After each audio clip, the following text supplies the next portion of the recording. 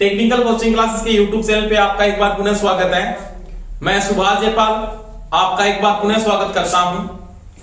अपने जो election theory का जो क्रैश कोर्स स्टार्ट किया था, आज अपने उसकी नेक्स्ट क्लास स्टार्ट करेंगे। बहुत से बच्चों के कमेंट आ रहे थे कि सर आप ऑनलाइन टेस्ट स्टार्ट कर दीजिए। तो अगले सप्ताह से अपने प्रत्येक संडे को 100 प्रश्नों की टेस्ट सीरीज स्टार्ट करेंगे। तो सभी स्टूडेंट आपस में शेयर करें, क्लास को सब्सक्राइब भी कर लें। अपने जैसे स्टार्ट कर रहे हैं टॉपिक अपने शुद्ध परिपथ के टाइप्स पढ़ लिए थे। इसमें आपने 3 परिपथ पढ़े थे, सीरीज, समांतर और पैरेलल। सीरीज, समांतर और मिश्रित तीनों के बारे में पढ़ा था। आज अपने परिपथ जो स्टार्ट करने जा रहे हैं उसमें दोस्तों पढ़ेंगे अशुद्ध परिपथ।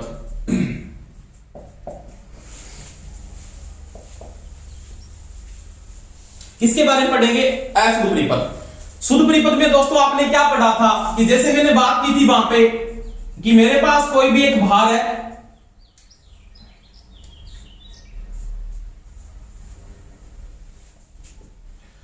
वहां पे धारा ऊर्जा के स्रोत से बहती हुई भार में से गुजरने के बाद पुनः ऊर्जा के स्रोत के पास पहुंचती है। उस अवस्था में आपका भार वह परिपथ वह ऊर्जा का स्रोत सही रूप से क्या करता है दोस्तों? कार्य करता है। वह क्या कहलाता? शुद्ध परिपथ कहलाता है। परंतु क्या होता है, एक शुद्ध परिपथ के अंदर एक शुद्ध परिपथ में कोई दोष पैदा होना, दोष पैदा होने पर वह अशुद्ध परिपथ बन जाता है। अशुद्ध परिपथ बन जाता है।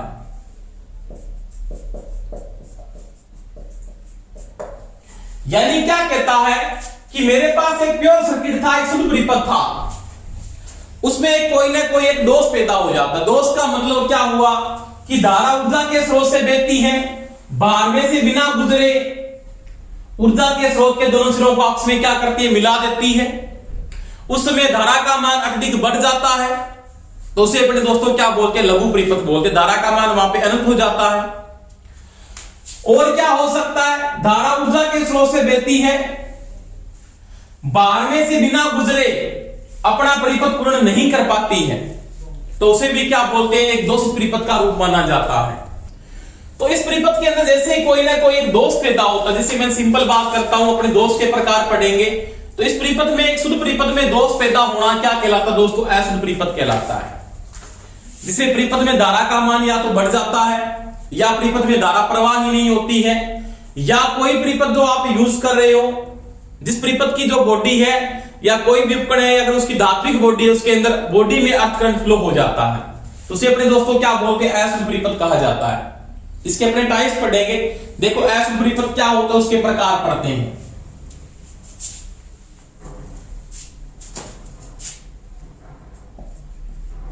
अशुद्ध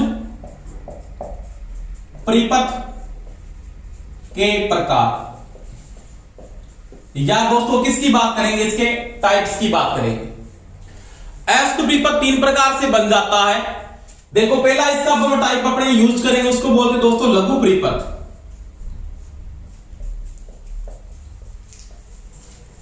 जो एक दोषित परिपथ के नाम से जाना जाता है, इसको बोलते हैं शॉर्ट सर्किट। क्या बोलते हैं दोस्तों? शॉर्ट सर्किट हो जाना।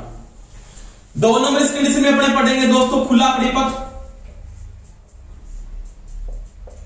क्या पढ़ेंगे? खुला परिपथ। और तीसरा इसका जो टाइप होगा वो होगा अर्थ दोष। क्या पढ़ेंगे? अर्थ दोष। 3 प्रकार के दोष परिपथ होंगे, लघु परिपथ हो जाना, खुला परिपथ हो जाना, या अर्थ दोषित हो जाना। तो तीनों प्रकार से पढ़ेंगे। पहली बात अपने जो पढ़ते हैं इसके अंदर जो पहला टाइप से अपने पढ़ते हैं उसमें पढ़ेंगे दोस्तों लघु परिपथ। यानी लघु परिपथ क्या है? देखो लघु परिपथ, लघु का मतलब होता है छोटा, और परिपथ का मतलब अपने बात करते हैं सर्किट की बात। लघु का बोलते हैं शॉर्ट, और क्या बोलते हैं दोस्तों? सर्किट। क्या बोलते हैं? शॉर्ट सर्किट क्या होता है? देखो क्या बात करते हैं। मेरे पास एक कोई भी परिपथ है, इसमें एक रेजिस्टेंस लगा हुआ है ये वाला, और मैंने यहां पे एक ऊर्जा का सोर्स जोड़ दिया, एनर्जी का स्रोत आपने यहां पे जोड़ दिया,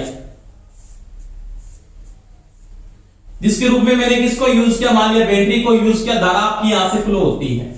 क्या कहता है, धारा ऊर्जा के स्रोत से बहती है परंतु भार में से बिना गुजरे, क्योंकि धारा को क्या चाहिए, आसान रास्ता चाहिए फ्लो होने के लिए, क्योंकि सभी ने पढ़ा है आई बराबर दोस्तों क्या होता है, V बटा R होता है, धारा प्रतिरोध के दोस्तों विलोमानुपाती होती है। जहां पे रेजिस्टेंस का मान कम होगा वहां पे धारा का मान क्या होगा दोस्तों, अधिक होगा। ये कौन बोलता है, ओम्स लॉ बोलता है। तो मैं बात करता हूं कि धारा यहां से फ्लो, इसको आसान रास्ता मिलेगा, धारा सारी की सारी किधर फ्लो हो जाएगी, इधर फ्लो हो जाएगी। समझ में आई मेरी बात? यानी क्या बोलता है, लघु परिपथ क्या है, धारा ऊर्जा के स्रोत से, ऊर्जा के स्रोत से बहती है, यानी धारा ऊर्जा के स्रोत से तो बहती है परंतु भार या प्रतिरोध से बिना गुजरे ऊर्जा के स्रोत के दोनों सिरों को आपस में मिला दे, उसे लघु परिपथ कहा जाता है। यानी क्या बोलता है, धारा ऊर्जा के स्रोत से बहती हुई, भार में से बिना गुजरे धारा आसान रास्ता देखती हुई ऊर्जा के स्रोत के पास क्या पहुंचती दोस्तों, पुनः पहुंचती है। उस अवस्था में आपके अंदर प्रतिरोध काम नहीं कर पाता है। उस अवस्था में क्या हुआ, ये रेजिस्टेंस में धारा फ्लो नहीं होगी, रेजिस्टेंस में धारा फ्लो नहीं होगी। क्यों नहीं फ्लो होगी, क्योंकि धारा प्रतिरोध के क्या दोस्तों विलोमानुपाती है। इसको जहां पे रेजिस्टेंस का मान बिल्कुल कम मिलता है, धारा सारी की सारी उधर से फ्लो हो जाती है। उस अवस्था में क्या होगा, आपके परिपथ के निम्न तथ्य बन जाएंगे। परिपथ में पहली बात, प्रतिरोध यानी R का मान क्या हो जाएगा दोस्तों, शून्य। यानी रेजिस्टेंस का मान तो दोस्तों हो जाएगा 0। प्रतिरोध का मान, यहां पे रेजिस्टेंस काम नहीं कर रहा है, इसका मतलब ये तो शॉर्ट हो गया पूरा का पूरा ही। तो रेजिस्टेंस का मान तो दोस्तों क्या हो गया, 0 हो गया। और जब रेजिस्टेंस का मान 0 होता है, R का मान आपके पास 0 हो गया, धारा का मान R का उल्टा होता है ना, तो धारा का मान, धारा का मान यानी I का जो मान होगा उसका मान दोस्तों क्या हो जाएगा, अनंत, यानी इंफिनिटी। क्या हो जाएगा दोस्तों, अनंत। क्योंकि जब रेजिस्टेंस का मान 0 है तो धारा उसका विपरीत है, और धारा का मान दोस्तों उस समय क्या हो जाएगा, अनंत। और आपको यह बात भी यहां पे पूछ सकता है कि जब धारा का मान अनंत हो जाता है ना, कि धारा का मान आपके पास क्या दोस्तों अनंत हो गया, तो उस अवस्था में देखो विभवांतर यानी प्रतिरोध के सिरों पे मैं अगर विभवांतर की बात करता हूं या पोटेंशियल डिफरेंस की अगर आप बात करो, तो विभवांतर का मान भी उस समय दोस्तों क्या होगा, B यानी पीडी का जो मान होगा, पीडी की जो वैल्यू आएगी वो आपके पास दोस्तों क्या आएगी, शून्य आएगी। क्या आएगी, शून्य। क्योंकि आपने पढ़ा है V बराबर दोस्तों क्या होता है, IR होता है, और धारा का मान आपके पास क्या अनंत है, जो 0 को किसी से गुणा किया जाता है तो आपके पास वैल्यू दोस्तों क्या आती है, 0 आती है। तो इस सर्किट का जो पोटेंशियल डिफरेंस, अगर मैं बात करता हूं कि मैंने यहां पे एक वोल्टमीटर को लगा दिया इस सिरों पे, कि मैंने यहां पे एक वोल्टमीटर को जैसे ही लगाया तो उस वोल्टमीटर का पठान दोस्तों क्या आएगा, 0 आएगा, क्योंकि कोई पोटेंशियल डिफरेंस यहां पे नहीं है। क्योंकि ये पोटेंशियल बिंदु इस पोटेंशियल बिंदु के बीच में क्या हो चुका दोस्तों, मिल चुका है। पोटेंशियल डिफरेंस में दोस्तों आपने पढ़ा था एक हाई पोटेंशियल हो जाना, एक लो पोटेंशियल हो जाना, परंतु ये दोनों बिंदुओं को क्या कर रहा है, शॉर्ट कर रहा है। बीच में कोई भी वोल्टेज ड्रॉप नहीं हो रही आपकी। मैं वोल्ट करता हूं, यहां का पोटेंशियल ये पोटेंशियल है, यहां का पोटेंशियल ये पोटेंशियल है, तो आपका कोई भी पोटेंशियल डिफरेंस यहां पे क्रिएट नहीं हो पाता। सोर्स की अवस्था में क्या होगा, विभवांतर का मान क्या मापेगा, वोल्टमीटर 0 मापेगा, तो उस समय पोटेंशियल डिफरेंस आपका क्या होगा दोस्तों, 0 हो जाएगा। पहली बात, प्रतिरोध का मान 0 होगा, धारा का मान अनंत हो जाएगा, और क्या होगा, विभवांतर का मान शून्य होगा और आपका परिपथ उष्मित होकर उस समय क्या हो सकता है दोस्तों, जल सकता है, हीटिंग हो जाएगा परिपथ, क्योंकि धारा का मान इतना ज्यादा बढ़ेगा कि जो इसमें चालक लगा या कंडक्टर है वो क्या होगा, उसकी कैपेसिटी से ज्यादा करंट जैसे फ्लो होता है। क्योंकि सभी को पता है ना कि चालक जो बनता है ना, कोई भी जो कंडक्टर बनता है वो धारा के आधार पे बनता है। जैसे आप नॉर्मल सी बात है, एसटी की लाइनों में कंडक्टर जैसे यूज करे, जैसे डीजल यूज किया आपने, डॉग को यूज किया, पैंथर यूज किया, जेब्रा किया, माउस किया, ये जो कंडक्टर आप यूज करते हो वो धारा की कैपेसिटी के आधार पे बनते हैं। और जो इंसुलेटर बनाए जाते हैं, इंसुलेशन जो बनाया जाता है, कोई पर्सन को ये पूछ सकता है इंसुलेटर या इंसुलेशन जो बनाया जाता है वो किसके आधार पे बनता है, वो दोस्तों वोल्टेज के आधार पे बनता है। किसके आधार पे बनता है, वोल्टेज के आधार पर। और सभी जो चालक बनते हैं वो किसके आधार पे बनते हैं, वो धारा की कैपेसिटी के आधार पे बनते हैं। तो वही बात है, धारा का मान जैसे अनंत होगा तो ये जो कंडक्टर लगा सर्किट के अंदर ये क्या होगा दोस्तों, जल सकता है। क्या हो सकता है, जल सकता है। तो वही बात मैंने नोट की यहां पे कि धारा लघु परिपथ क्या है, लघु परिपथ के अंदर क्या होगा कि लघु परिपथ की अवस्था में धारा ऊर्जा के स्रोत से बहती है, बाहर में से बिना गुजरे ऊर्जा के स्रोत के पास पुनः पहुंच जाती है। उसी अवस्था में आपका जो प्रतिरोध का मान शून्य हो जाता है, धारा का मान अनंत हो जाता है, प्रतिरोध के स्रोत विभवांतर का मान क्या होगा, शून्य हो जाता है। यानी किसी भी प्रतिरोध के मध्य जो विभवांतर आप नोट करोगे, जो शॉर्ट सर्किट है उसका विभवांतर हमेशा ही क्या होगा दोस्तों, जीरो हो जाता है। जैसे मैं बात करता हूं प्रश्न किस प्रकार से वो पूछ लेता है, जैसे ये प्रश्न आ गया मान लिया लघु परिपथ के अंदर,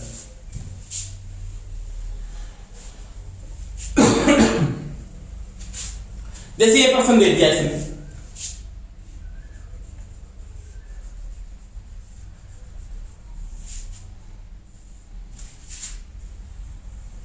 ये प्रश्न दे दिया। जैसे मैं इसका मान मैं नोट करता हूं, मान लिया 30 ओम है, इसका मान भी मान में नोट किया 30 ओम है, इसका भी मान मैंने नोट किया दोस्तों 30 ओम है। ये आपका मान लिया R1 है, ये R2 जुड़ा हुआ है, ये जुड़ा दोस्तों R3। और यहां पे बोलता है वो कि आपके पास 90 वोल्टेज की सप्लाई है। कितनी सप्लाई है दोस्तों, 90 वोल्टेज। अब क्या इस प्रश्न को ऐसे बना लेता है वो, इस प्रकार से,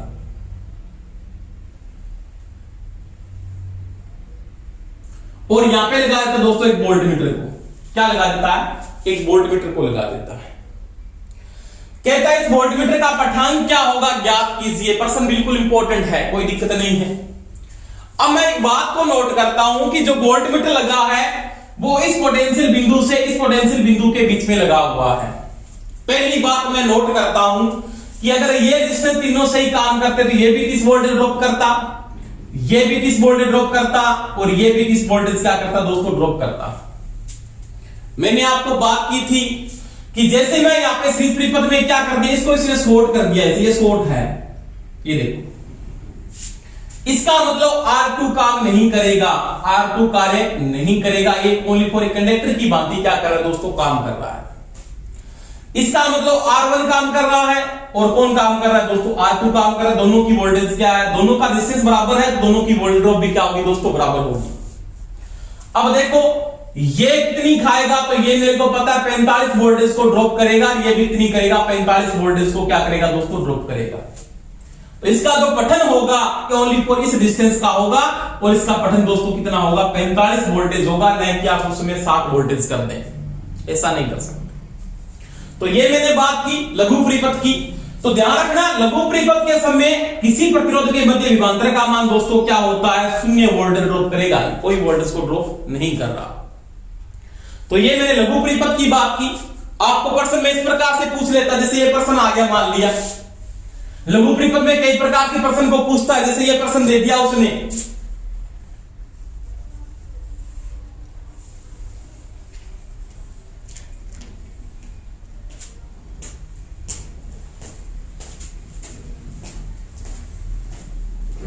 ये आपका R1 है और ये R2 है, मान लीजिए 30 ओम का बना हुआ है और ये 7 ओम का बना हुआ है।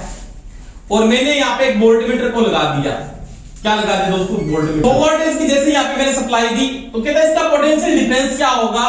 तो ये पोटेंशियल और ये पोटेंशियल बिंदु एक ही है, ये पोटेंशियल और ये पोटेंशियल बिंदु भी एक ही है। अब इसने क्या किया, इस पोटेंशियल बिंदु को इस पोटेंशियल बिंदु के साथ क्या कर दिया, शॉर्ट कर दिया। इसका मतलब ये भी डिस्टेंस शॉर्ट है और ये भी क्या है, शॉर्ट है। तो इसका जो पोटेंशियल डिफरेंस होगा वो दोस्तों क्या होगा, 0 वोल्टेज होगा। तो ध्यान रख लेना, लघु परिपथ की अवस्था में पोटेंशियल डिफरेंस आपका 0 हो जाता है, धारा का मान अनंत हो जाता है और प्रतिरोध का मान दोस्तों क्या हो जाता है, 0 हो जाता है।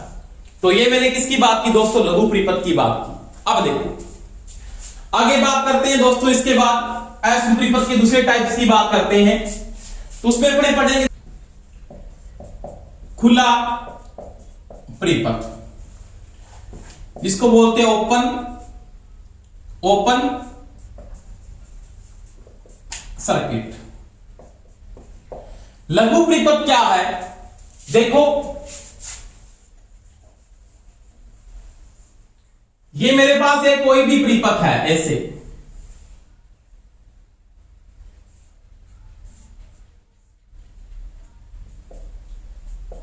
यहां से धारा फ्लो हो रही है, यहां पे एक डिस्टेंस लगा हुआ है। धारा ऊर्जा के स्रोत से फ्लो होती है, परंतु अपना कहीं भी परिपथ पूर्ण नहीं कर पाती। जैसे ये डिस्टेंस बीच में से मान लिया ओपन हो गया, तो इस अवस्था में क्या होता है कि धारा अपना परिपथ पूर्ण नहीं कर पाती, बीच में से परिपथ आपका कहीं से टूट जाता है। उसे अपने दोस्तों क्या बोलते हैं, खुला परिपथ या क्या बोलते हैं, ओपन सर्किट कहा जाता है। इस अवस्था में आपके अंदर यहां पे नॉर्मल सी बात होगी कि आपका जो R का मान, यानी खुले परिपथ में आप बात करोगे जो धारा का मान, पहली बात है, यानी जो I का मान होगा वो तो हो जाएगा दोस्तों 0।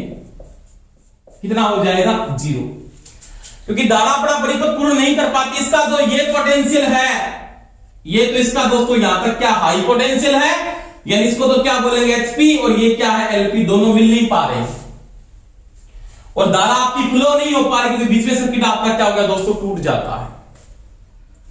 चाहे आपके बीच में से कोई कनेक्टर टूट गया ऐसे, उसको अपने क्या बोलते हैं दोस्तों, ओपन सर्किट कहा जाता है या खुला परिपथ कहते हैं। और खुले परिपथ के समय जो धारा का मान होगा वो 0 हो जाएगा और डिस्टेंस का मान यानी प्रतिरोध का मान, R का मान, वो क्या हो जाएगा दोस्तों, अनंत। क्या हो जाएगा, अनंत। आपकी धारा फ्लो नहीं हो पा रही है सर्किट के अंदर। परंतु अगर कोई आपको ये पूछ लेता है कि ओपन सर्किट के ऊपर मैं क्या लगा देता हूं, वोल्ट मीटर, क्या लगा देता हूं, वोल्ट मीटर। तो वोल्ट मीटर, जैसे मैंने यहां पे वोल्ट मीटर को लगा दिया, क्या लगा दिया, वोल्ट मीटर को लगा दिया, तो इसका ये बिंदु है, ये तो इसका क्या हाई पोटेंशियल है और ये इसका क्या है, लो पोटेंशियल। उस समय वो क्या करेगा, बैटरी के स्रोत का क्या मापेगा, पोटेंशियल डिफरेंस मापेगा, यानी विभवांतर को मापता है। और इसमें विभवांतर का मान क्या होगा, तो वो क्या होगा, आरोपित विभवांतर के बराबर।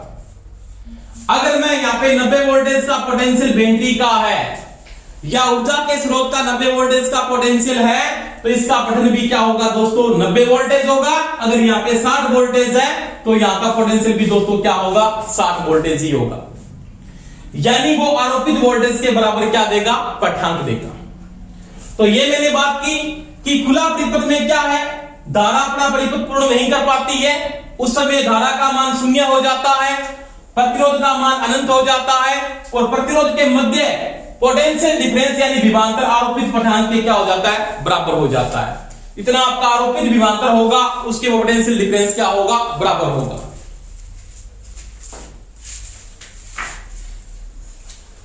तो ये मैंने बात की किसकी, खुले परिपथ की बात की कि खुले परिपथ में जो सप्लाई वोल्टेज आप दोगे उसके बराबर ये क्या देगा, पठांक देगा। जैसे मैं बात करता हूं एक और कि जैसे आपके पास कोई भी एक सर्किट दे दिया, इसमें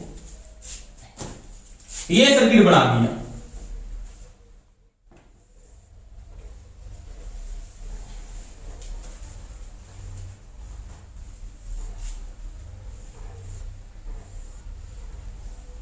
ये R1 है, ये R2 है और ये R3 है। यहां पे सप्लाई वोल्टेज का मान मान लिया क्या है, 60 वोल्टेज है। कितना है, 60 वोल्टेज। अब क्या कहता है ये, R1 का मान R2 के बराबर है R3 के बराबर है। तीनों का मान क्या है दोस्तों? समान है। यानी R1 का मान, R2 का मान और R3 का मान दोस्तों क्या है? समान है। परंतु R2 ओपन है। R2 क्या है? ओपन है। R2 ओपन है, इसने यहां पे क्या लगा रखा है? एक वोल्टमीटर को लगा दिया बाद में। किसको लगा दिया? वोल्टमीटर को लगा दिया। अब कहता है इसका पठान क्या होगा? तो आप अब ऐसे मत कर देना कि यहां पे ये 60 वोल्टेज पड़ेगा। अब ये 60 वोल्टेज नहीं पड़ेगा, क्योंकि अगर आपका R2 ओपन है तो R3 तो काम कर रहा है, धारा आपकी ऐसे फ्लो हो जाएगी। अगर मैं बात करूं R1 का मान R2 के बराबर है, R3 के बराबर है, तो R2 तो काम ही नहीं कर रहा। R2 क्या आपका ओपन हो गया है, और ये वैल्यू इसके अगर बराबर है तो ये वोल्टेज कितनी ड्रॉप करेगा? 30 वोल्टेज। तो ये भी कितनी करेगा? 30 वोल्टेज। इसका पठान क्या होगा दोस्तों? 30 वोल्टेज होगा। परंतु अगर ये सही रूप से काम करता, R2 सही रूप से क्या करता? काम करता, ये कहता ये ओपन नहीं है, तो फिर पठान क्या होता? तो फिर पठान क्या होता? क्योंकि मेरे पास इसका मान क्या हुआ? इसका मान इन दोनों से क्या हुआ? ज्यादा हुआ। इसका मान से क्या हुआ? आधा हो गया ना। तो ये 3 वोल्टेज ड्रॉप करता, ये तो करता 40 वोल्टेज, और ये 3 ड्रॉप करता उस समय दोस्तों, ये करता ओनली फॉर 20 वोल्टेज। जैसे मैं बात करता हूं, इसका मान मान लिया 30 ओम था, इसका मान भी 30 ओम था, इसका मान भी दोस्तों क्या था? 30 ओम था। इसका आर कितना आ गया? 30। इन दोनों का आर कितना आ गया? 15। जब ओपन नहीं था तब की बात कर रहा हूं। तो आपका जो आई फ्लो होगा वो किसके बराबर होगा? V बटा R। वोल्टेज का मान कुल क्या आपके पास? 60। कितना है? 60। 30 और 15 कितने हो गए? 45। 15 चौका 60, 15 3 45। धारा का मान 4 बटा 3 एम्पियर। अब अगर इसका V ड्रॉप निकालोगे तो V बराबर क्या होगा? IR। I का मान कुल क्या है आपके पास? 4 बटा 3 एम्पियर करंट फ्लो हो रहा है। 4 बटा 3 एम्पियर। इन दोनों का तुल्य मान क्या है? 15। क्या है? 15। यानी इन दोनों का जो तुल्य मान की मैं अगर बात करूं तो वो मान कितना आपके पास? 15 है। 5 दिया कितने होते हैं दोस्तों? 15 होते हैं, और 5 होगा कितनी होती है? 20। तो कितनी वोल्टेज मापता? 20 वोल्टेज मापता। परंतु जब ये कहता है ये ओपन है, इसका मतलब ये काम नहीं कर रहा, तो फिर इसका पठन कितना होता दोस्तों? ये भी कितनी ड्रॉप करता? ये करता 30 वोल्टेज, और ये भी कितनी करता? 30 वोल्टेज को ही ड्रॉप करता। तो अपने को ध्यान रखना है कि कौन सा ओपन कर रहा है। तो वो कहता है आरोपित वोल्टेज के बराबर पोटेंशियल डिफरेंस करेगा। तो इसका मतलब आरोपित वोल्टेज यहां से लेके इसकी यहां तक की लोगे आप, ये वोल्टेज मत लेना उस अवस्था में कि आप बोल दो यहां पे 60 वोल्टेज पड़ेगा, 60 वोल्टेज नहीं पड़े। उसका पोटेंशियल बिंदु देखना है। इस रेजिस्टेंस का पोटेंशियल बिंदु एक तो ये है, एक ये है। इन दोनों के मध्य पोटेंशियल बिंदु में वोल्टेज का मान क्या है तो वो आप नोट करोगे। तो ये कितनी माप रहा है? 30 वोल्टेज। तो वो 30 वोल्टेज यहां पे मापता। तो ये मैंने बात की खुले परिपथ की, कि खुले परिपथ के समय क्या होगा? धारा का मान 0 होगा सर्किट के अंदर। ये सर्किट क्या था? खुला परिपथ था, ये तो नहीं था ना, ये काम कर रहा था। इसमें धारा क्या फ्लो हो रही है? 0। इसका प्रतिरोध क्या है? अनंत। और इसका पोटेंशियल डिफरेंस इसके आरोपित के बराबर। आरोपित का मतलब इस बिंदु से लेकर इस बिंदु का आरोपित पठन कितना है? 30 वोल्टेज। और 30 वोल्टेज को यहां पे वोल्टमीटर क्या कर रहा है? माप रहा है। कई बार प्रश्न ऐसे आता है, जैसे मैं बात करता हूं, आपके पास एक सॉकेट बना हुआ है, एक सॉकेट है ये बड़ा, इसका ये अर्थ बिंदु होता है, मान लीजिए इसका फेस है, और ये इसका क्या है? न्यूट्रल है। आपका इस व्यवस्था में क्या है? स्विच आपका ऑन है। आपका इसका जो स्विच यानी कुंजी है, कुंजी क्या है दोस्तों? बंद। बंद का मतलब क्या होती है? ऑन है। आपकी कुंजी क्या है? ऑन है। अगर वो यहां पे कहता है इन दोनों बिंदुओं पे क्या है? इन दोनों बिंदुओं पे पोटेंशियल डिफरेंस पड़ा हुआ है। यहां पे खतरनाक विभवांतर जरूर है, परंतु यहां पे धारा नहीं है। कई बार प्रश्न आता है, क्या धारा बिना विभवांतर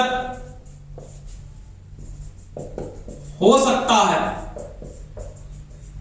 तो हां जी, हो सकता है। धारा बिना विभवांतर हो सकता है। धारा बिना विभवांतर हो सकता है। जैसे मैं बात करता हूं, अभी मैंने बात की थी कि जैसे ये रेजिस्टेंस था,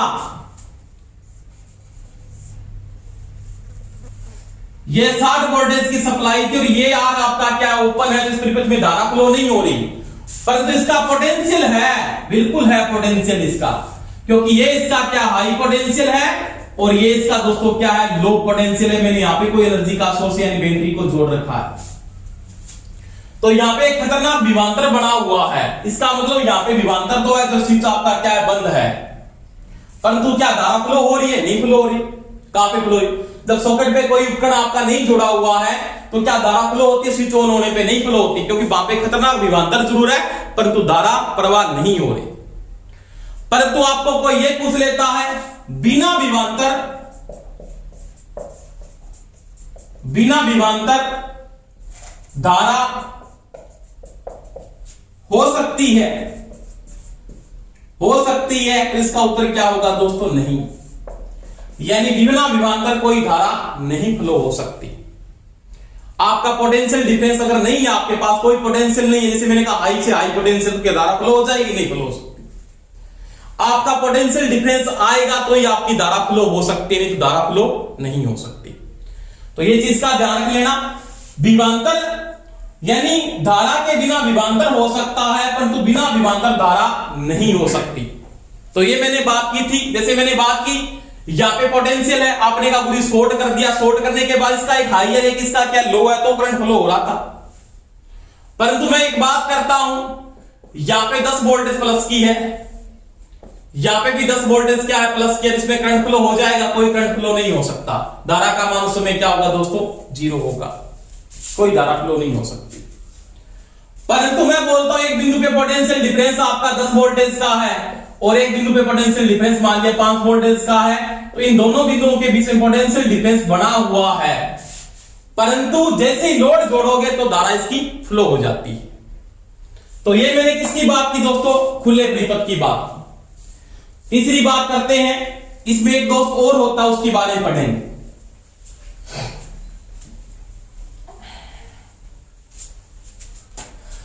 तीसरा इसके अंदर जो दोष होता है उसको बोलते हैं दोस्तों अर्थ दोष। क्या बोलते हैं? अर्थ दोष। पहली बात, यह जो दोष होता है किन में होता है? तो यह किस में होता है? तो जिन उपकरणों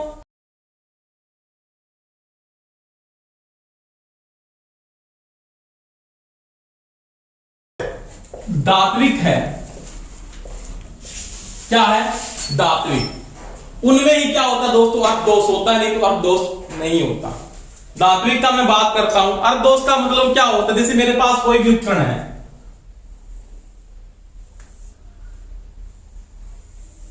जैसे मेरे पास ये कूलर की बॉडी है, मान लिया क्या होती है? कूलर की बॉडी। इसकी बॉडी में क्या होता है? लीकेज करंट फ्लो होता है। रीजन क्या है लीकेज करंट फ्लो होने का? जैसे मैंने इस कूलर में क्या डाल रखी है? मोटर डाल रखी है, और इस मोटर की दोस्तों ये क्या मान लिया? एक वाइंडिंग है, स्टेटर की वाइंडिंग मान लेते हैं। 2 वाइंडिंग की जाती है, स्टार्टिंग वाइंडिंग और कौन सी है? Running winding. इसमें परमानेंट कैपेसिटर मोटर काम आती है, जो आगे पढ़ेंगे अपने। इसकी वाइंडिंग है, और वाइंडिंग में जो कंडक्टर काम आता है वो आता है सुपर इनेबल्ड कॉपर। कौन सा काम आता है दोस्तों? Super enabled copper.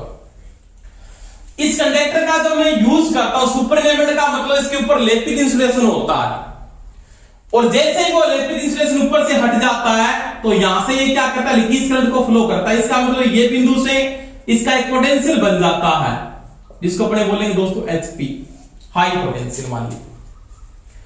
अब क्या हुआ? जैसे इसके संपर्क में कोई व्यक्ति आ गया, मान लीजिए कोई व्यक्ति है, ये इसके संपर्क में आ जाता है, ऐसे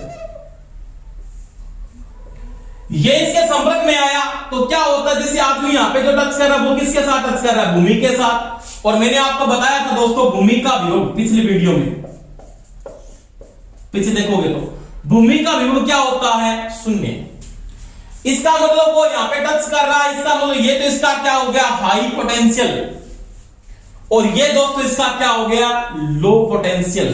तो क्या होगा दोस्तों? यहां से करंट आपका क्या हो जाएगा? फ्लो हो जाएगा ऐसे HP से LP की ओर।